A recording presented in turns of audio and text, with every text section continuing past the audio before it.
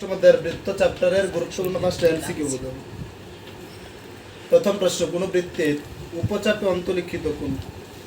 উপচাপে অন্তর্লিখিত কোণ স্থূলকোণ। মনে রাখতে হবে উপ এবং অধি। অধি মানে বড় চাপ, উপ মানে ছোট চাপ। আমরা জানি কোন সূক্ষ্মকোণ এবং স্থূলকোণের ক্ষেত্রে সূক্ষ্মকোণ মানে ছোট, স্থূলকোণ মানে বড়। তাহলে উপচাপ ছোট চাপের উপর উৎপন্ন কোণ কি হইব? স্থূলকোণ। ছোট চাপের উপরে কি হবে? স্থূলকোণ। এবছর কলেজের নিবন্ধন পরীক্ষায় আসছিল উপচাপের উপর অন্তর্লিখিত কোণ। আর অধিচাপের উপর সেক্ষেত্রে কি? বড় চাপ। বড় চাপের উপর উৎপন্ন কোণ কি হবে? ছোট হবে। তাহলে এখন বোঝো স্থূলকোণ এবং সূক্ষ্মকোণের মধ্যে সবচেয়ে ছোট কোণ কে? সূক্ষ্মকোণ। তাহলে অধিচাপে উৎপন্ন কোণ সূক্ষ্মকোণ, উপচাপে উৎপন্ন কোণ স্থূলকোণ। মনে রাখবো উপচাপে অন্তর্লিখিত কোণ স্থূলকোণ আর অধিচাপে ঢাকা বোর্ড 2016 সালে এমসিকিউ আসছিল অধিচাপে উৎপন্ন কোণ কি? সূক্ষ্মকোণ। পরের প্রশ্ন, আমরা দুইটা প্রশ্নের উত্তর 1 নম্বরে চলে গেছে।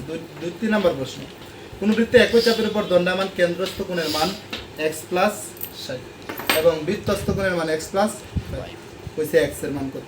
আমরা জানি বৃত্তের একই চাপের উপর দণ্ডায়মান কেন্দ্রস্থ কোণ বৃত্তস্থ কোণের কয় গুণ? দ্বিগুণ। কেন্দ্রস্থ কোণ বৃত্তস্থ কোণের কয় গুণ? দ্বিগুণ। জানি না কেন্দ্রস্থ কোণের মান কত দেওয়া আছে? x + 60 আর বৃত্তস্থ কোণের মান কত দেওয়া আছে? x + 5। যদি x + 5 এর আমরা 2 দ্বারা গুণ করি তাহলে কার সমান হবে? কেন্দ্রস্থ কোণের সমান হতো না? এই দেখো x + 16 = 2 * x + 5। x + 60 = 2 এবং x গুণ করছি 2x + 5 2 করে 10। 2x + 10 = এটা x + 10। 2x plus এর x এর পাশে আছে মাইনাস এর x 60 - 10। ধরো x এর একটা x গেলে x = 60 থেকে 10 চলে গেলে কত? 50। x এর মান কত পাইছি?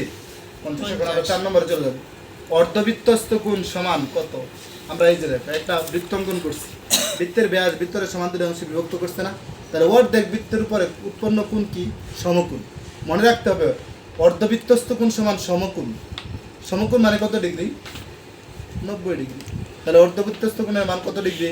90 ডিগ্রি। 4 নম্বর প্রশ্ন শেষ। 5 নম্বর, বৃত্তস্থ সামান্তরিক একটি, আমরা এই যে দেখো একটা বৃত্ত অঙ্কন করছি এর ভিতরে সামান্তরিকের শর্ত হচ্ছে বিপরীত বাহু দুটো পরস্পর কি হইব? সমান। তাহলে এই বৃত্তের ভিতরে যদি আই তাহলে বিপরীত বাহু দুটো পরস্পর সমান হয়ে গেলে অবশ্যই কি হবে? আয়ত হবে এবং প্রত্যেকটা কোণ কি হয়ে গেছে? সমকোণ হয়ে গেছে না? তাহলে বৃত্তস্থ সামান্তরিক একটি কি? আয়ত। ধন্যবাদ।